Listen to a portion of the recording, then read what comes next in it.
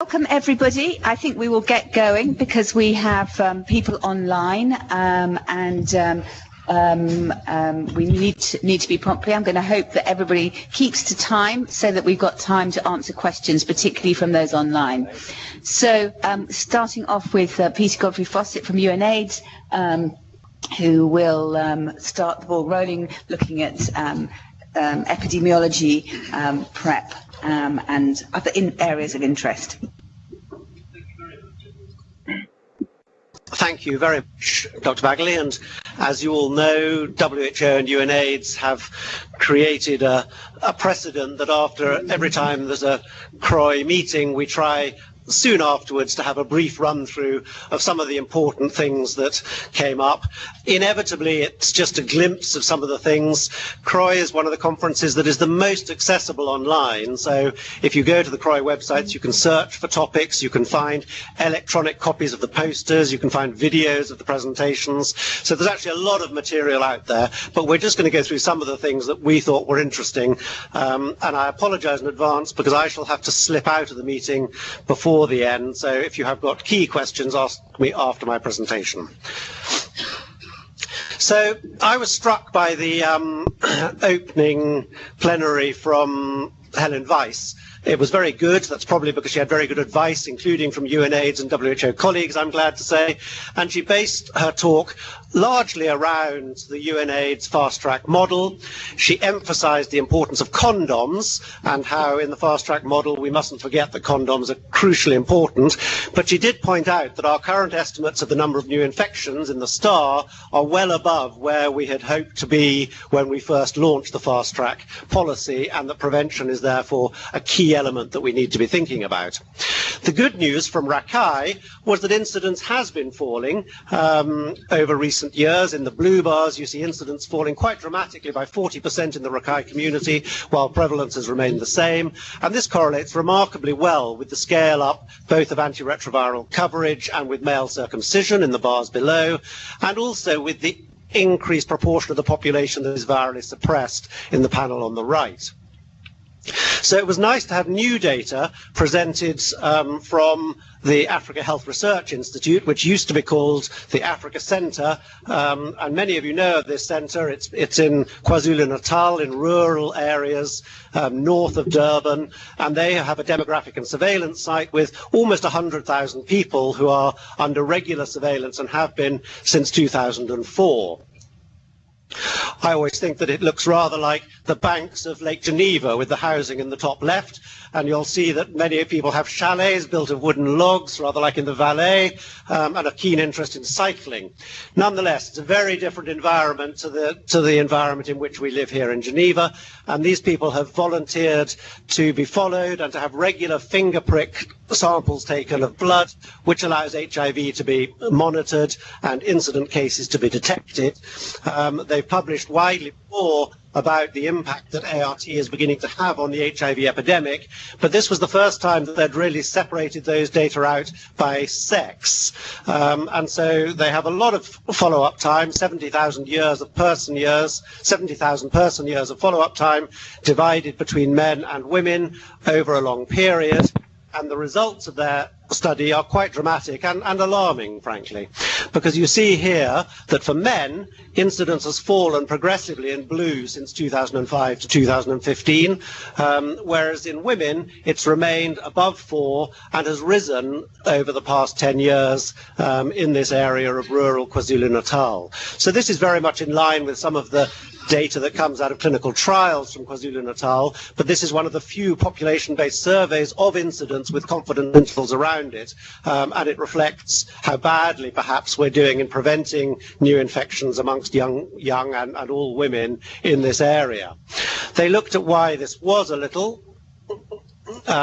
Before that, as seen in other studies, you can see immensely high incidence of HIV in the youngest women, and in particular in the 20 to 25-year-old age group, with incidences of almost 7%.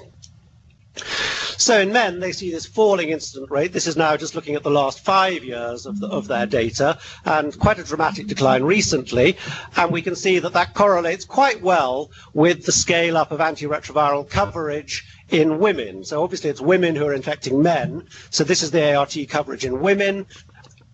And that has led to a very modest decline in the population prevalence of viremia. So this is the proportion of people in the community who have an unsuppressed viral load. And you can see that it's just falling slightly.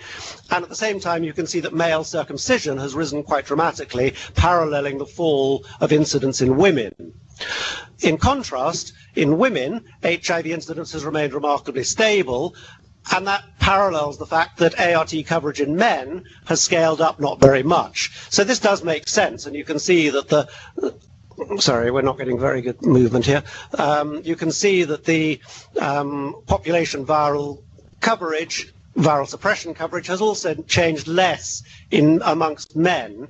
So I think this explains, in part, why women are not benefiting from the scale-up of ART because men are not taking it, whereas men are benefiting from the scale-up of ART both because women are taking it and because men can be circumcised. So we need to focus our prevention efforts. And I think novel HIV prevention strategies targeted towards women that are acceptable and feasible are clearly needed, and Rachel will talk about those a bit later on. From the same Africa Health Research Institute set up, there was a very nice study using phylogenetics. So again, because they've got a demographic surveillance center over many years, every household is plotted on a map. And in fact, they have to use random error to prevent loss of, to maintain anonymity so that you can't actually go and visit these particular households. And they've plotted in the past the areas with high HIV prevalence. And you can see that there's an area of high HIV prevalence along the main road at one of the township areas in this community, and that geographic cluster there is associated with 40% of all the HIV in their demographic area, and if you live in that cluster, you're 46% more likely to be HIV positive than you live outside it. Then they were able to take the HIV positive cases in the area and genetically type those cases as part of a large project funded by the Gates Foundation across Africa, but this is just focusing on the Africa Centre data. And they were able to link pairs of isolates that are almost identical and probably represent transmission pairs. And they were able to do this for 321 pairs, that's 640 cases out of the 1,200. So it's not everybody they've been able to link, but it's a good chunk. And what they find is that on the left, 80% of those linked cases have one end in the hotspot, whereas only 20% have neither end in the hotspot. And so the theory that they're promoting is that if we really implement combination prevention in a limited area along the road where it's easier to do perhaps, and put good combination prevention, it should have an impact across their whole demographic surveillance area, because that seems to link to a lot of the HIV cases. And they hope that disrupting the transmission network using geographically targeted interventions could be an effective strategy that would optimize resources and maximize the impact.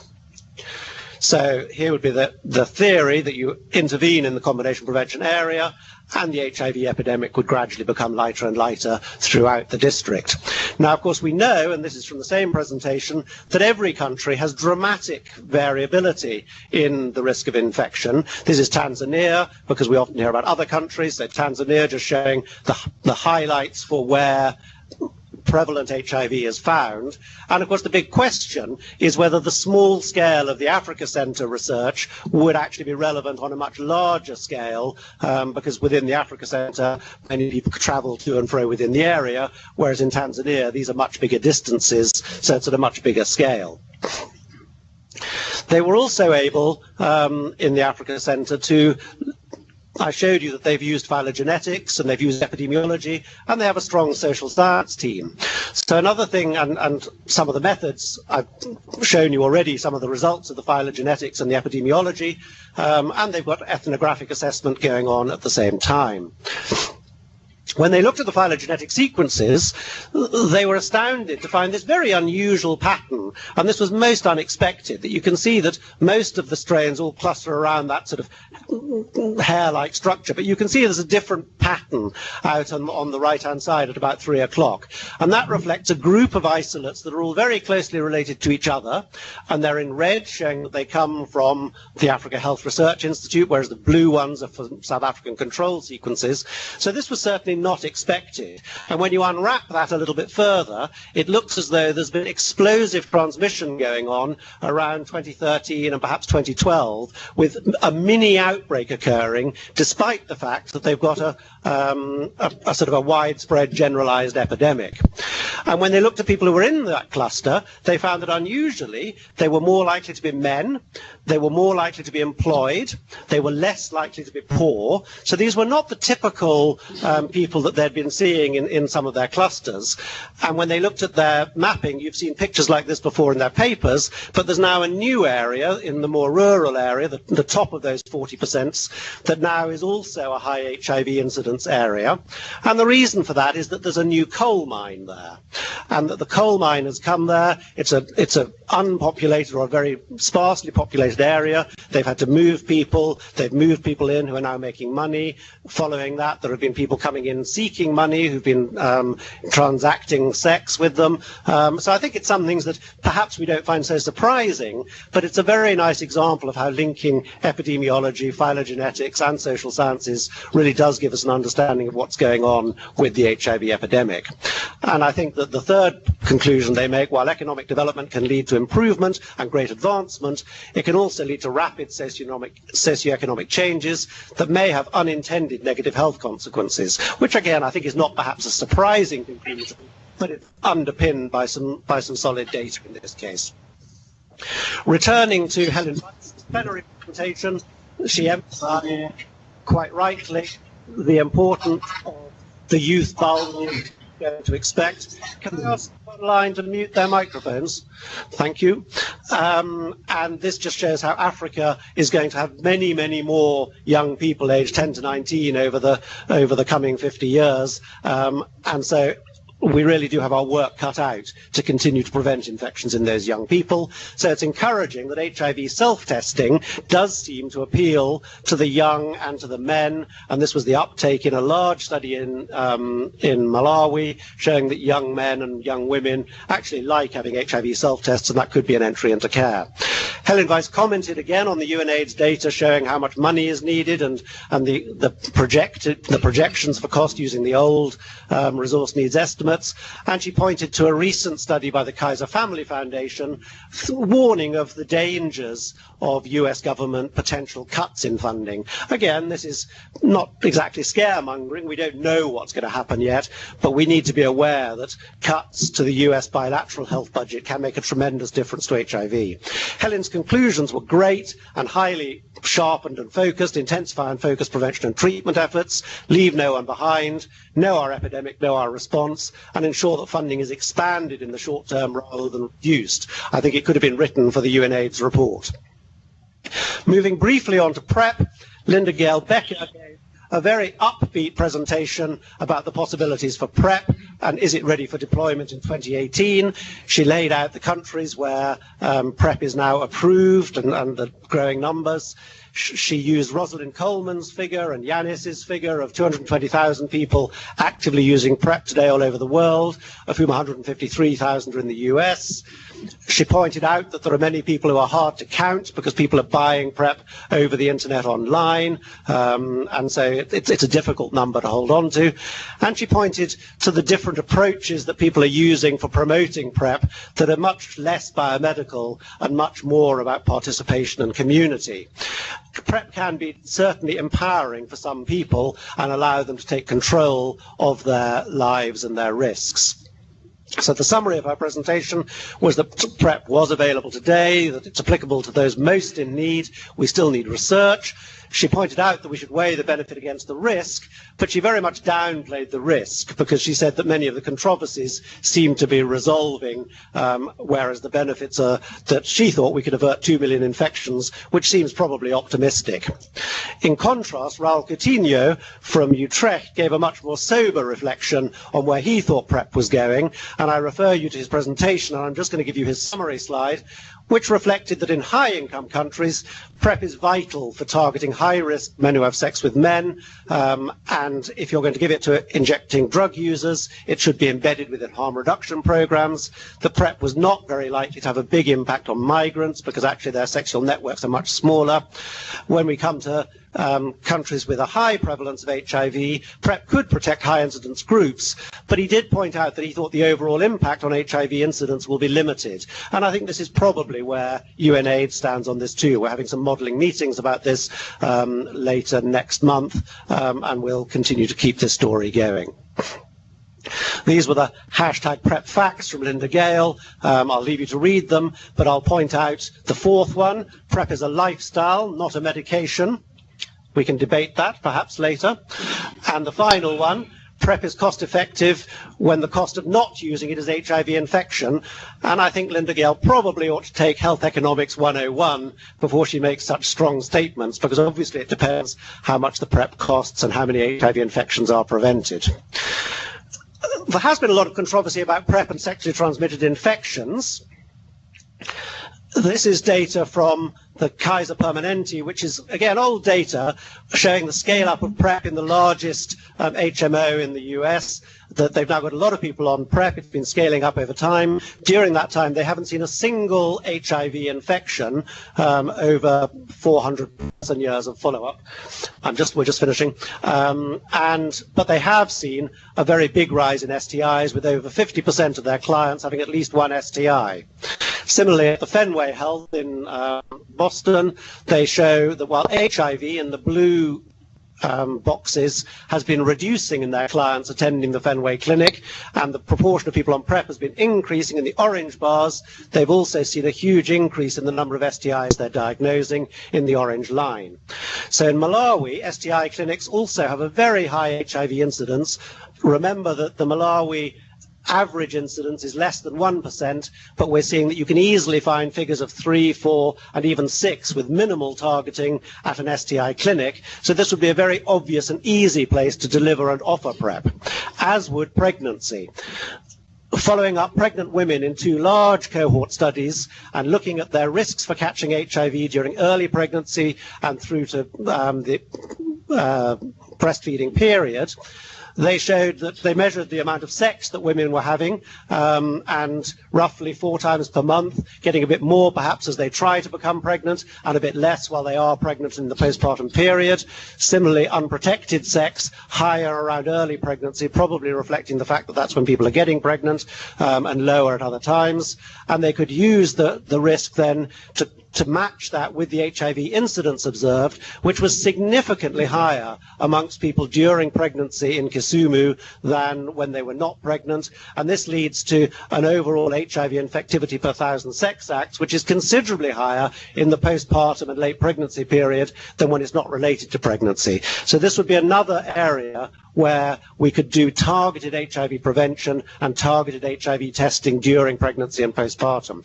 And there was my final slide is just a nice example from Kenya of where they have been delivering PrEP, offering it to pregnant women. They've offered it to 5,000 women. Roughly 1 in 6 has accepted PrEP, usually because their partner is known to be HIV positive. We don't yet have data on follow-up, so we don't know how well they've adhered to PrEP, which we know can be a challenge. And you can see that the reasons for not taking PrEP at the bottom right tend to be very reasonable reasons, because they know the partners are HIV negative or they have low perceived HIV risk, and very few worries amongst the women offered PrEP about the potential harms to their baby or to their health or about the pills. So I think this is encouraging, and I hope that we will see much more attempts, many more attempts, to put PrEP into pregnant women. Thank you. Thank you very much, Peter. That was 74 slides. We will not have questions now. We'll leave those to the end, and we'll move swiftly on to Hailey, who will give a highlight of TB at CROI. Thank you very much. So when we start engaging with CROI a couple of years ago, the number of TB abstracts or even posters were, a dozen, and started even two. And this year, as you can see from here, of the 94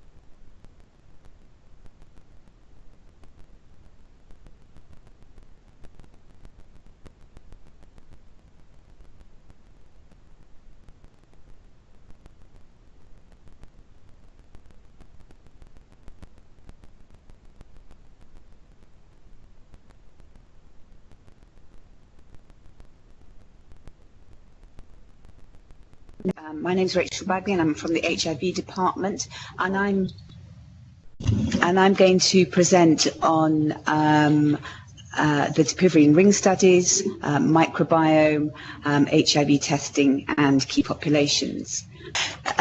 So I'll start without the slides to say that there were two late breaker presentations on the Dipivirine ring.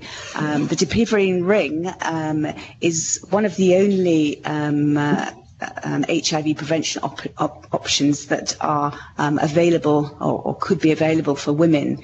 And these two late breaker presentations were the extension of two previous randomized controlled trials, the Aspire trial and the ring study. These produced results in 2016, and they showed modest efficacy. And at this stage, I think the world is rather disappointed that they didn't have greater efficacy. However, they went into open label extensions, and Aspire became Hope and has sites in 4 countries, and the Ring became Dream with sites in 2 countries. And the good news from the open label extensions is there was greater adherence to the Ring in the open label extensions than in the RCT. And this led to the authors suggesting that that there was a more than 50% efficacy in the open label extension compared with a 30% in the randomized controlled trials. And this is very exciting. And this slide here from Gerard Bateman's presentation really shows where we're at with the evidence on the ring now, in reflection with where we were many years ago with the early results from the open label extension from oral PrEP. So you can see in the first bar in the purple, the incidence expected in this open label extension was about 4%. Taking the dapivirine ring, this reduced it by 50%. Very similar results to the open label from Iprex-Olay, which was the first oral PrEP study, again showing expected incidence of about 4%, reduced to about 2% with open label extension. They were very lucky in with oral PrEP because you can be much more you know much more about how frequently people are taking it by looking at blood levels. So when they looked at a sub-analysis of blood levels, people who had very high adherence to oral PrEP, taking more than 4 tablets a week, had no HIV acquisitions during the open label extension. The problem with the ring study, it's very difficult to determine whether somebody's taken it very well, quite well, or not so well. And these results are early. They were released before the end of the open label extension trial, but they are encouraging. Further results will be available towards the end of this year, early next year, including safety in pregnancy and breastfeeding.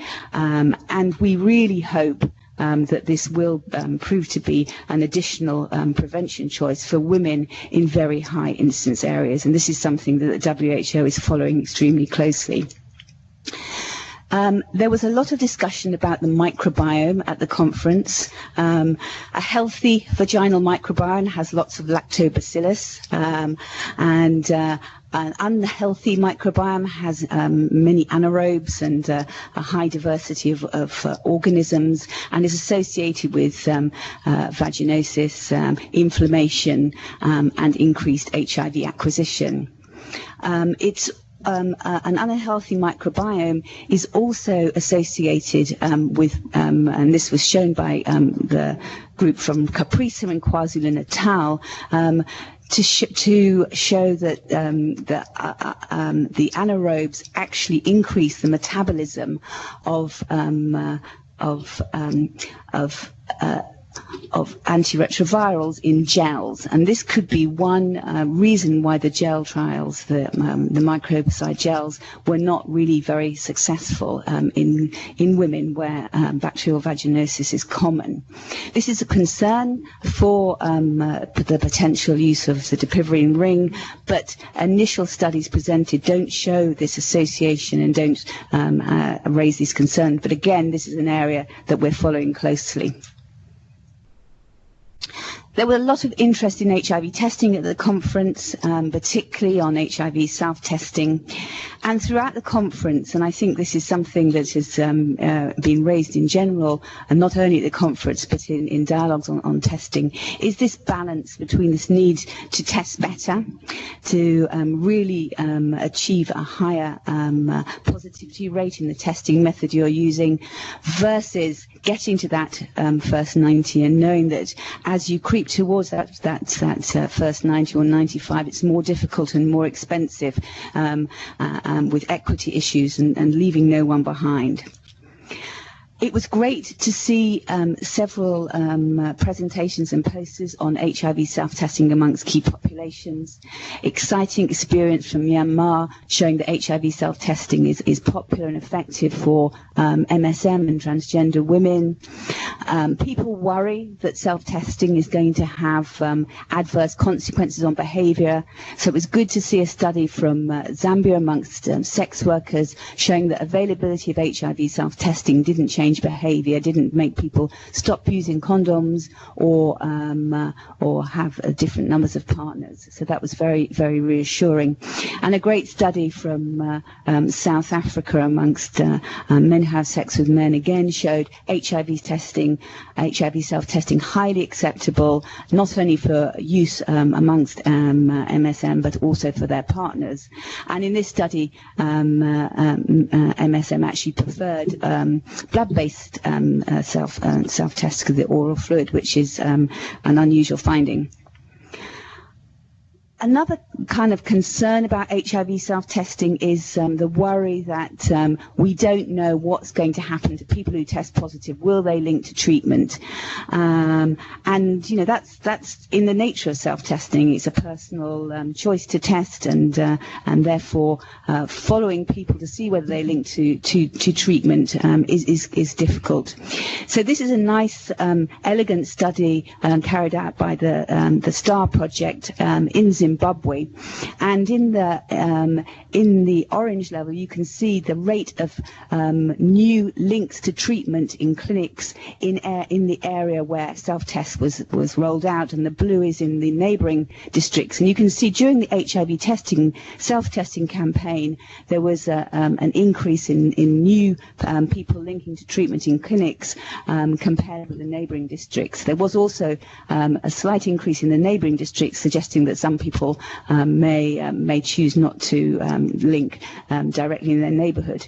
But I think this is encouraging, and hopefully will reassure us that linkage can be achieved with self-testing. Lots of interesting ways to think about how self-testing can be delivered, and I'm just highlighting a couple here. One from Brighton, where HIV self-tests are going to be available in vending machines 24 hours a day, free of care, in particular spots, entertainment spots where MSM are particularly ago. And then from Brazil, looking at social media apps as a way of highlighting HIV prevention issues, including self-testing. And this is particularly hopeful because it reaches younger MSM and less educated MSM, less well-connected MSM, as a way of really making sure that this group who are most highly vulnerable to HIV infection and less likely to test, this would be a way to reach them with ways to get HIV self-testing. There was a lot of discussion about this testing gap, and we all aspire to the first 90, and certainly you can get there. And the search study from Kenya and Uganda shows that they can reach almost total testing coverage, greater than 95%. This comes with great cost and great human effort, but it can be achieved. They looked at those who they missed out in this this event, in this effort, and it was mostly middle-aged men and a few younger women who hadn't engaged in sexual reproductive health services. It can be done, and then looking at how this can be done more effectively in clinical settings. Again, this is a great challenge. WHO has recommended routine offer of testing in clinical settings for many, many years, particularly in the high burden countries, but it's costly. And so in Kenya, they recommend only offering testing to people who haven't had a previous test in the past 12 months. And that cuts down hugely the number of tests you have to do. So if you do that, you're looking at about 20% of the testing. But if you do that, you also only diagnose less than 50% of those who have HIV. So modifying this eligibility for testing, so allowing testing for people who've had a negative test in the last 3 to 12 months, or had one in the previous 3 months but haven't known the status, increases massively the number of tests. That's the additional 80% more testing, but will allow you to diagnose everyone with HIV who's passing through a health centre. So it's a huge dilemma on where to go. much more testing, but lower positivity rate, but getting to that 90, much more focused testing, but missing out on a lot of people who don't appear to be at greater risk.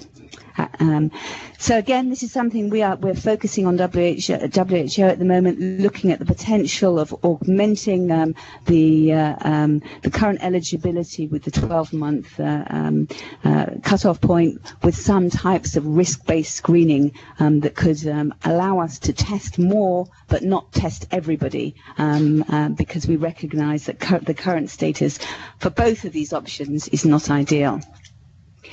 Key populations were covered to a relatively minor extent in the conference. We're expecting much more key population focus at AIDS 2018 in Amsterdam. The majority of the abstracts and presentations were concerning men who have sex with men, and particularly related to PrEP. There were however, it was good to see several presentations on transgender women. Transgender women have almost everywhere the highest vulnerability to HIV and are least served. And two studies that I just highlight here really illustrated the need to support services for transgender women. They're highly connected, so supporting social network testing amongst transgender women could be something that could really increase diagnosis and treatment for this group, and also PrEP, something which transgender women would potentially benefit from enormously, but projects are very few and far between, uptake very low, but we need more effort. And a nice study looking at young transgender women showed that they were interested in PrEP, but they really needed services that were comprehensive, because HIV and PrEP was certainly not the most important thing in their lives. So integrating HIV services into their other health needs is essential if this is going to be effective. Sex work, and I wanted to highlight this project description from TAPS in South Africa in Johannesburg, again really highlighting the huge need for HIV services in this part of the world for sex workers. They followed about 1,000 sex workers. HIV positivity rate was 50%. Positives offered immediate treatment. This until relatively recently, there'd been a cutoff of 350 for people in South Africa. So immediate treatment for all positive sex workers, and PrEP offered for all negatives. You can see that both PrEP and immediate treatment were highly taken up to a high degree by both groups. However, at 12 months, a relatively low number of women still remained on PrEP, and 60% remained on treatment. Caveat here, this is a highly mobile population. Many of these sex workers are from Zimbabwe, from Mozambique, and move around. So it's a very difficult population to support long-term treatment from one center. But I think it's encouraging on both fronts. No particular change in condom use and number of sexual partners, and no serial conversions with PrEP. 7 biological failures on early ART, and we do know that additional support should be provided for sex workers to really help them to maintain on treatment, but also recognise that background rates of drug resistance may be higher in key population groups. And finally, key population epidemics are changing, and this a very nice study from the Ukraine, which had 4 IBBSs to compare the prevalence rates amongst key populations over nearly 10 years, really shows how the situation in Ukraine has changed. And I've chosen to look here at the data from the younger key population group, the under 25s, and you can see in the red bar really very significant decrease in HIV prevalence amongst young injecting drug users, and that's basically down to extremely big efforts on harm reduction, largely supported by the Global Fund. Similarly with sex workers, with comprehensive programming for sex workers, again amongst young sex workers, HIV prevalence has come down. What is worrying is that for young men who have sex with men, this is beginning to increase in the Ukraine. And this is a pattern that we're seeing across Europe and increasing in Asia as better programs for drug users, changing patterns of drug use, better programming for sex workers. We're seeing that these populations are not increasing massively, but men who have sex with men, particularly young MSM, are becoming more important in epidemics and really need our focus. I'll hand over now to my colleague Meg, who will talk about treatment highlights. Thank you very much, and I'll quickly get to this. Even though, I'm only highlighting a few important studies, it seems to be a lot of slides as usual. And this time CROI was very helpful, I think, for the work we're doing here at WHO, because some of the treatment studies, both the clinical trials and then some of the work that observational trials and work that other groups have done is really going to help us in some of our new guideline discussions.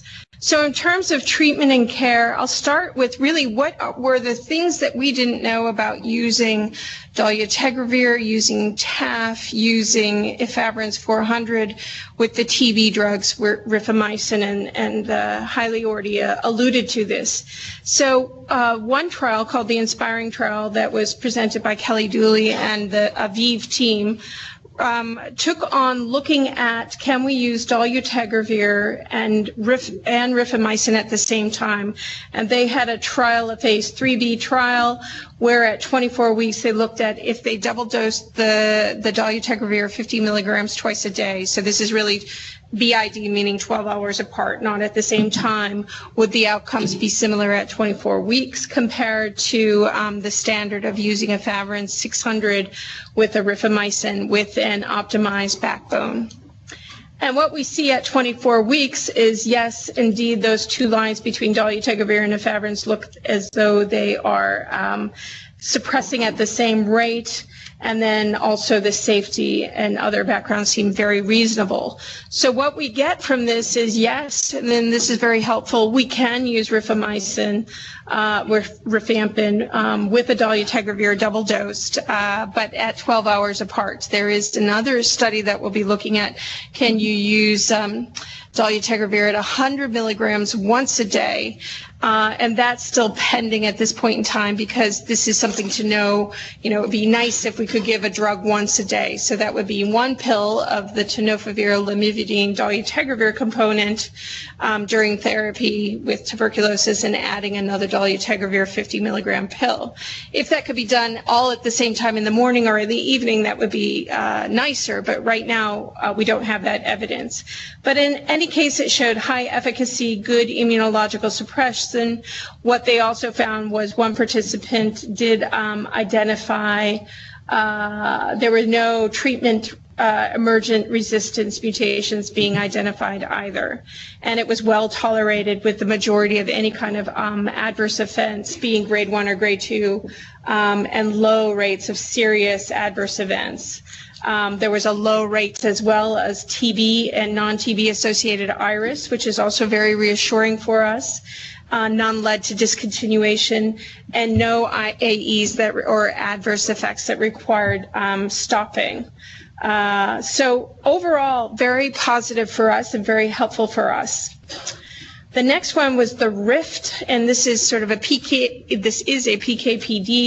trial that looks at the pharmacokinetics of efavirenz 400 co-administered with isoniazid and rifampin. And I'll just skip through this, but essentially, if you're interested in this kind of work, the three lines look very similar, so that can tell you that things are looking very similar. between efavirenz 400 and the gold standard of efavirenz 600. So essentially, INH and rifampin can be co-administered with efavirenz 400 milligram in TB negative people living with HIV. And essentially all the viral load remained undetectable in the persons in this study. So, and this is now being confirmed in a trial called the Advanced Trial and NAMSL, I believe as well, where we'll see it in a clinical trial, as this is just the PK. But again, very reassuring and telling us that efavirenz 400 is likely very equivalent to 600 in the context of TB treatment. And we also have already heard earlier that efavirenz 400 can be used also equivalently in pregnant women. Another trial, our PK study, looked at rifampin on TAF once daily. And again, a pharmacokinetic study. So here, thinking about we already knew that TAF single dose with rifampin did not look like it could work well. So this study looked at could they overcome this by using TAF twice a day. And when TAF is administered, and many of you may know that TAF is sort of the new kid on the block. It's the new drug, sort of a sister drug to tenofovir, and being highly utilized in the United States. But the concern, it is a very low molecule. There's a different pharmacokinetics. And so therefore, can we think about using it in low and middle income countries in the context of TB treatment with rifamycins? And the answer is no. Unfortunately, from this study, that when TAF was double dosed with rifampin, the plasma TAF decreased by 24%, and the intercellular conversion to TAF DP decreased by 24%. So that and the overall area under the curve was decreased by 55%. So essentially, that's not very helpful, but it helps us in our guideline process in terms of TAF is not quite ready for our guideline for low and middle income countries because we're not sure exactly how to dose it with rifampin. So good and bad news. The next one is around second line, and Dawning also was a trial that was run by ViiV, and I have to say they've been listening to what we need, and this is a question that's coming up right now and is very pertinent. Can we use a TLD, tenofovir, lamivudine, dolutegravir based regimen in second line after people have failed first line therapy? And this trial, they initially presented their data in IAS last year in Paris it was, and really what they showed is if you pair two NRTIs, and these in the study were optimized backbones, meaning they looked at what they could do in terms of making sure that that was a whole new regimen, and they compared it to lopinavir, ritonavir, and at that time, they showed that, yes, dolutegravir was better than the lopinavir, ritonavir regimen, and they stopped the study early, and they shared the results. But they didn't answer exactly the question we have is, what is the optimized backbone that works best paired with dolutegravir versus lopinavir, ritonavir? So in this study, they continued on and looked and helped us. So it's a little complex, so let me walk you through this. But they did exactly what we asked them to do. So they looked at a first line if there is a WHO recommended first line. So if you started on a tenofovir on first line, then in the second line we would recommend using an AZT with 3TC so that we're changing our NRTI backbone. And what they saw is sometimes this happened, sometimes this didn't happen, and they parsed this out for us in the table, or for everyone, but particularly we're finding it very helpful. So in the first line, if in the baseline, if they were on tenofovir, and then they switched to an AZT, so according to what we would recommend in the WHO guidelines, then look at this. If they were paired with dolutegravir versus lopinavir, ritonavir, this is the response rate, was 87% versus 71%, and the difference was considered significant. So that just tells us what we learned about in IAS in Paris. But if they started on a regimen where in second line they continued the AZT, so they started AZT, continued on it, looking at dolutegravir as the third part versus lopinavir, now that response rate is lower comparatively and non-significant. So the importance of the benefit of dolutegravir over the lopinavir ritonavir kind of goes away if you don't have an optimized backbone or a backbone that is according to WHO guidance. So the same thing if you take a first line with AZT or D4T plus 3T, and then you change it to a tenofovir backbone. Again, we maintain that dolutegravir is slightly better. Again, this is non-significant, so what they did is they took away those that had D4T, and essentially now that response remains what they had presented in IAS, that dolutegravir is better than lopinavir, but according to actually changing out to an optimized backbone from AZT to tenofovir. Now this is the major question for us now.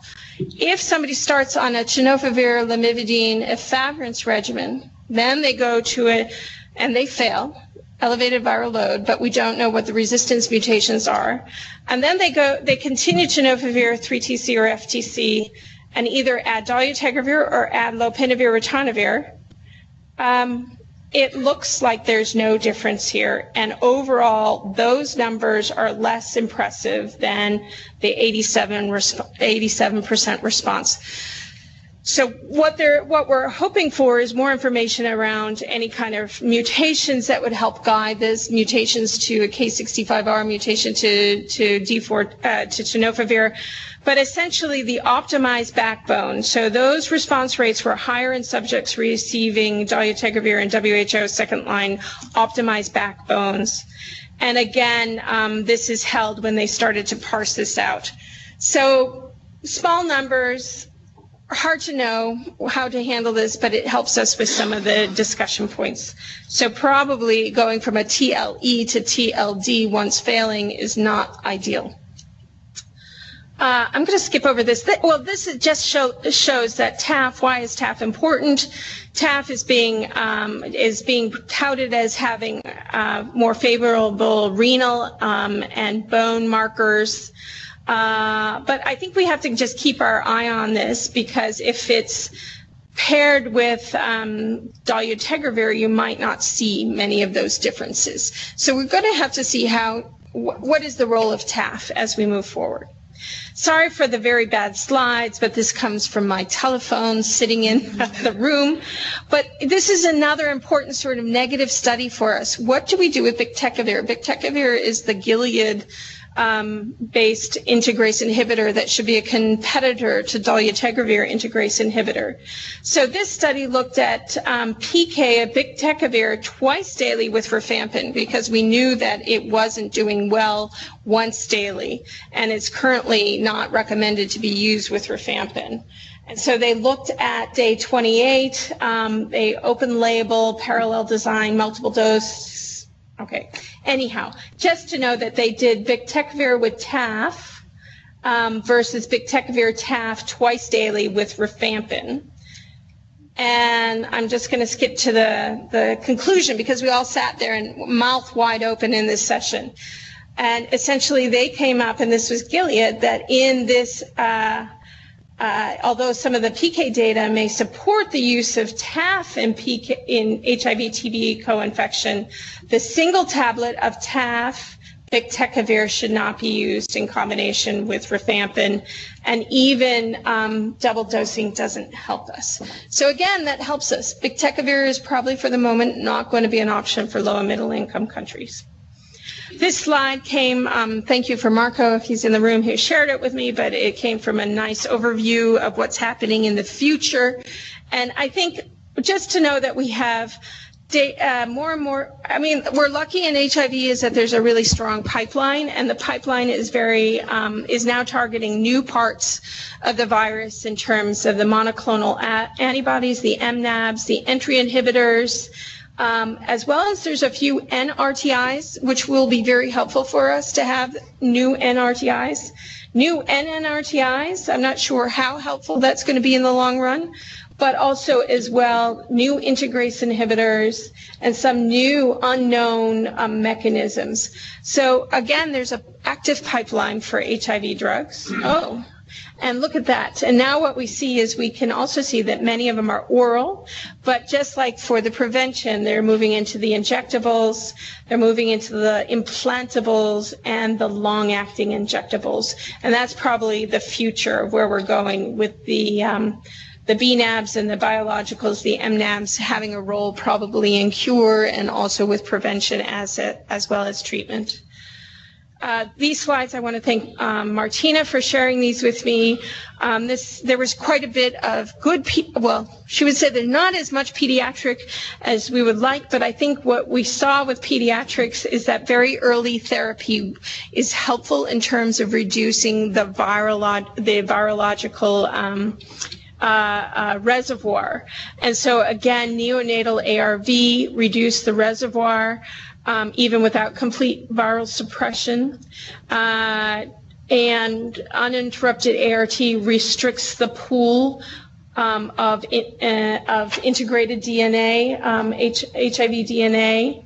And also, the earlier it is, the better in terms of the inducible reservoir.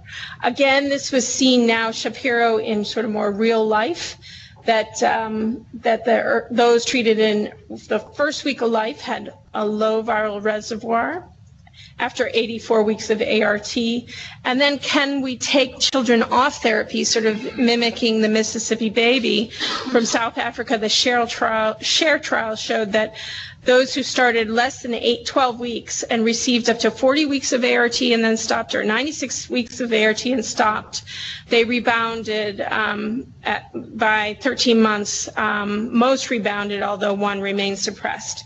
So the length of therapy did not sort of associate with longer time to rebound. And Martina can add more information if I'm missing any.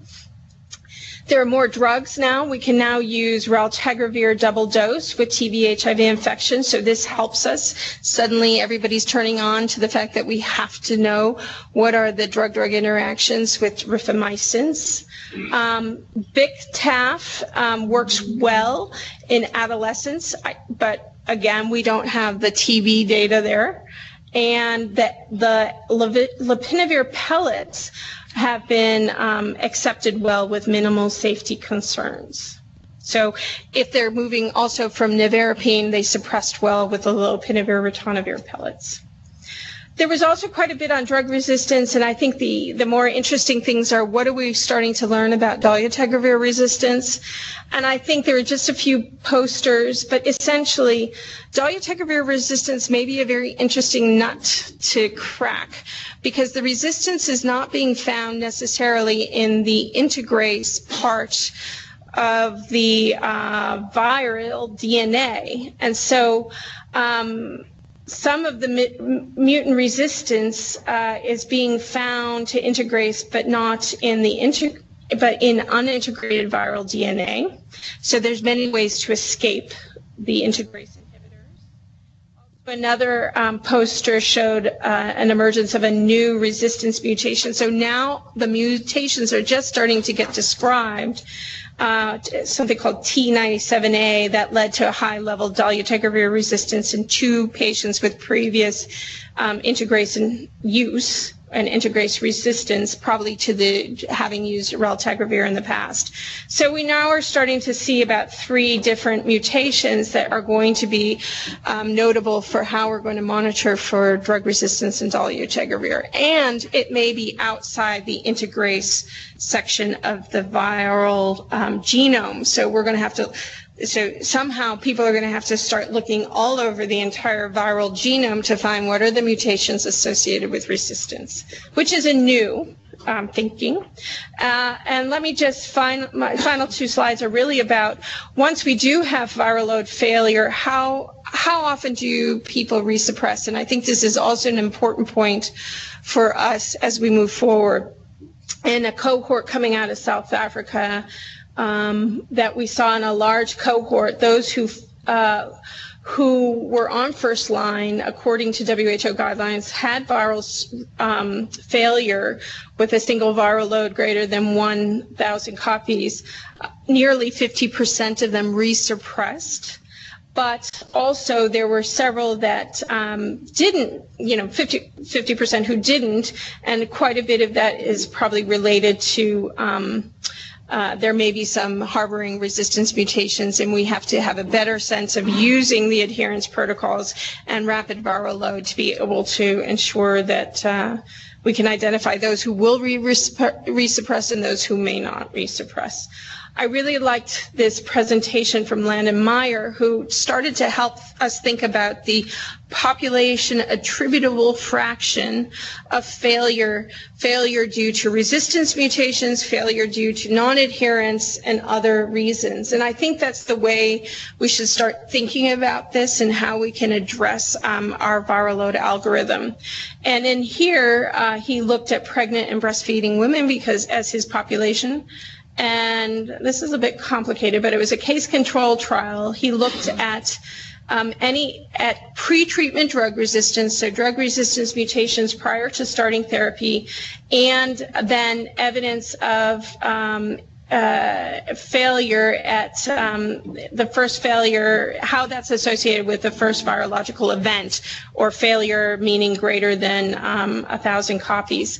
And I think I'll just skip to the big message that when you take his study and look at all that population attributable fraction in pregnant and breastfeeding women, and you say out of 100 women who are starting antiretroviral therapy who achieve a viral load of 50 copies, 9 of them, down here in the yellow, will have had already at baseline a resistance mutations, pre-treatment resistance mutation. 37 of them will have a virological event greater than 1,000 copies within the first 12 months postpartum. But of those who have their virological event, 3 of those out of the 37 are attributable to pre-treatment resistance mutation, whereas the rest of them, the 34 out of 100, would have been due to non-adherence. So I think this helps us think about when we're saying how are we going to improve our adherence interventions. Quickly, that we actually have to do this quickly, and we may not need to switch everybody immediately, but we need to make sure that enhanced adherence is really available, especially in the postpartum period. Lastly, I want to thank Nathan for these slides. We had a pre-event on advanced disease where we launched also a new WHO guideline on cryptococcal disease, and I also want to thank Chantal Migoni, who's in the audience. But this just shows us there were several presentations at CROI that advanced disease is still a problem for us, defined as CD4 less than 200, and also very advanced disease, CD4 less than 100. And in a laboratory cohort in South Africa, what you can see over time is that proportionality of those who are either presenting or representing or entering back into care is remaining unchanged. And I think also if you parse this out more, Nathan, if I'm not mistaken, there's more and more people who are coming into this advanced disease of people who've had therapy and are coming back in. So something we're going to have to be thinking about over the long time. This was also found in 2 posters, one from the reality trial showing in Kenya, Malawi, Uganda, Zimbabwe with advanced disease mortality is ranging between 4 and 25%. And in Botswana, 1 in 5 people in the community not on ART, so those people who have not yet made it into care, have advanced disease. So we're testing, but we may not be getting them into care on time. Even those who we do test, even though we have to test more as well, we have to improve that linkage. Last is just a plug for our guidelines if you haven't seen them. And the big message here is we recommend a shorter induction therapy, a 1 week of amphotericin plus flucytosine, or, liposomal amphotericin and flucytosine, amphotericin B without the liposomal, right. And I think that's just important to know that you can do better outcomes, shorter treatment, and we just need to make sure we can get flucytosine and amphotericin available.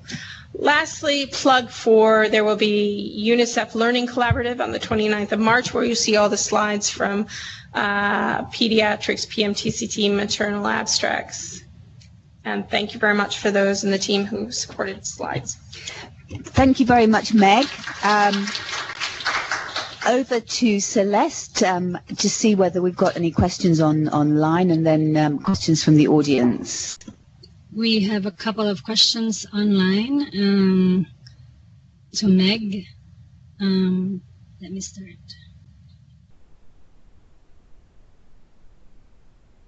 While we're waiting, anyone in the audience have a question?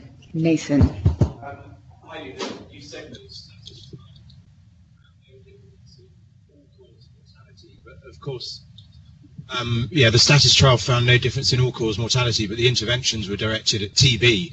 I might have missed it, but was there any difference in TB outcomes in that trial reported? What do you mean TB? Well, not all-cause mortality, but TB mortality. For example. Yeah. There was a difference? No, there was no difference. Yeah. Celeste? Okay. There's a question from Bernard Casinha. He says, we are making a massive switch from TLE 600 to TLDTG. Kindly assist with a few questions, which is one, if you have a patient doing well on TLE 600 and is switched to TLD and develops adverse reactions, warranting a change of regimen, is it wise to return back to TLE 600 that the patient is stable on? What viral load regime do you apply? Immediate or allow a time span of, say, 3 or 6 months? And if the VL is still high, what do you do? And then there's another question from him, a couple actually from the same person. Given that the highly probable situation that patients on TLD are mostly going to suppress, and therefore implying that a high viral load will be interpreted as a failed adherence, is there efficiency in the current VL regime of 6, 12 months, etc.? And another one, in countries with TLD as first line, is there wisdom in moving the patients failing on PI-based second line back to TLD, and so without necessarily doing a genotyping? And the last one, given that DTG-based regimen are highly more effective and superior to PI-based regimen, second line, what's the rationale for switching genotype-confirmed treatment failures with TLD to PI-based second-line regimen? Do you skip to a third line? Are there experiences with details of patients who failed DTG-based regimen? Thank you. I mean, that sounds like we need to have like an individual management discussion, but it's all the most important questions that every country is struggling with, because many countries are moving very rapidly to TLD. So the question is, in general, if somebody's doing well on TLE, then they go to TLD, no virological failure, and then they have an adverse reaction, could they go back to TLE 600? My suggestion would be yes. You know, they haven't showed any challenges, but it would be important to know if their adverse reaction caused them to have a problem in taking drugs, and you know, there would need to be some individual management. And I think the idea of restarting the virological load algorithm again with every switch in therapy is reasonable to do, and as PEPFAR has, and that really depends on if the country is able to have that much viral load available. So if you go TLE to TLD and then back to TLE and have a high viral load, then you need to have individual management and discussions, and we can talk offline. If the TLD is suspecting that you're not going to have any resistance, I think it's a matter of time. If somebody does have a high viral load on TLD, yes, there needs to be an adherence intervention, or what we call an enhanced adherence interventions. And I believe using the same approaches to viral load management of checking a viral load at 6 months than at 12 months stands. If somebody is on TLD first line and then they go to a PI, and then they failed something on and they go to a PI, can they go to a TLD? I just want to bring this slide up from the dawning results, and this is starting to give us some information, but not at a population level and not at a lot of numbers, but going from recycling back to TLD in second line may have some challenges if you haven't optimized the NRTI backbone. So that needs to be done. And what are all the sequencing issues around third line? These are going to be complex, and certainly they'll be outlined in updated ARV guidelines. They haven't been finalized. Good. Maybe further discussions offline on that. Again. Thank you. Question to Meg. We know that PEPFAR almost push for conditionally, basically the conditional, pushing for dolutegravir to be on the first line across the countries. And then in CROI, have you seen the report of anything like the trend for IRS? I mean, the increase for those effect. And also, once you talk about the drug resistance being reported, which we at very early stage under the understanding that dolutegravir will be much better and very low, very low, the drug resistance will be endured. So at this current stage, will WHO considering additional guidance or any advice on the program side for country? Okay, great. Or do you want to take other questions first? Wale? So my name is Wale. My question is for Haley. On the first presentation on the TB brief trial, I would like to know if there was any suggestions that the safety outcomes would differ by population group, so adults and adolescents, because there were some safety concerns highlighted. Thank you. There's one more online from Ruslan Maluta. It says, with new data about better effectiveness of DTG as a second line, would it result in recommendation of optimization of the second line? So far, optimization was only applied for the first line treatment. Peter? Right. My question is for yourself, Rachel, and also for Meg. Like you showed that there was, or you saw one slide where you mentioned injectable and long-term injectables, both for treatment and for PrEP. But it didn't speak to like how soon do you think those things will come on market and be real possibilities. Do you have any sense about that? Should I go? Yeah, so the question about IRIS, I just pull up the Inspiring trial and many other trials, and even Botswana. I was just taking a look at some of their programmatic data. I think there was an initial concern that there would be an elevation of TB IRIS because the dolutegravir causes the viral load to be suppressed very quickly. What they're seeing over time is very few cases of virus and isolated cases of virus that can be managed, and I think a few case reports coming out of Brazil with KS-related iris. So I don't think it's a major issue.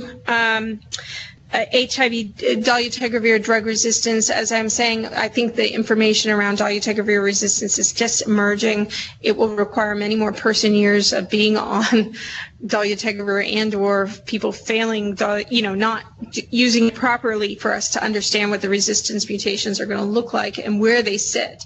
I think what's surprising is that dolutegravir resistance mutations may not sit in the place on the virus that would typically host that or be where the mutation would be found. So there may have to be even more sort of approaches to identifying those mutations. But currently, right now, no major concerns, only with people who have had previous raltegravir use and failed, or people who have had dolutegravir used as a single drug. We will be working, and this goes to the other comment that came online, are we going to be doing updated recommendations? Yes, we are, and we're in the process of working on that, and that will look at the role of dolutegravir in both first line and in second line. And injectables, my sense is still the time frame for injectable cabotegravir and rilpivirine, and there was a whole long-acting meeting, is still about 2 to 3 years away. Where are they now? What phase? I think they're phase 3 trials. Phase 3, yeah.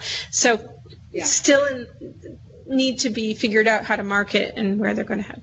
And the same for prevention. I mean, currently there are 2 trials, one for MSM and one for high-risk women in sub-Saharan Africa. They're recruiting at the moment, and they are either superiority or non-inferiority trials with oral PrEP, and that their results will be 2019. So nothing probably until 2020. So on the brief TB trial actually was done when more than 13 years old, adults and children. So I haven't seen any presentation of safety data on that age category. So they may have the data, but I haven't seen. But one comment on IRIS, I totally agree with Meg that it's not a big issue. But even if it is an issue, we have now evidence that steroid could treat it. So our next ART guideline update will actually also embrace that recommendation. Any final questions? Yes. We have 2 more. I'm not sure if the first one has already been responded to by Meg. It says, do we have recommendations in managing lower age groups with DTG-based regimen? And then another one, we have challenges in dealing with TB-HIV co-infection in younger babies on PI-based regimen. Is there a ready recommendation in practice? Dolutegravir, it's going to be looked at in the guideline process. Currently, right now, it is through the FDA approved for down to less than greater than 30 kilos and greater than 6 years of age in the EMA. So I think it's just taking the dolutegravir down to the very low ages. We've been sort of waiting to see if we could get the information, and Martina has left now. But we don't have the proper dosing yet for the younger children, and so the option there is, what can we do in the younger children, is we can continue to use the raltegravir, and that will be something that we'll be discussing in our guideline process. And I don't know, in terms of how to address in the very young children treatment of TB, and I think this is where raltegravir from this poster of doubling the dose of raltegravir may be an option. I don't know, Nathan, if you have any other. Martina, yeah. So I think it's an area of concern that we're starting to look at more and more, and more data is becoming available.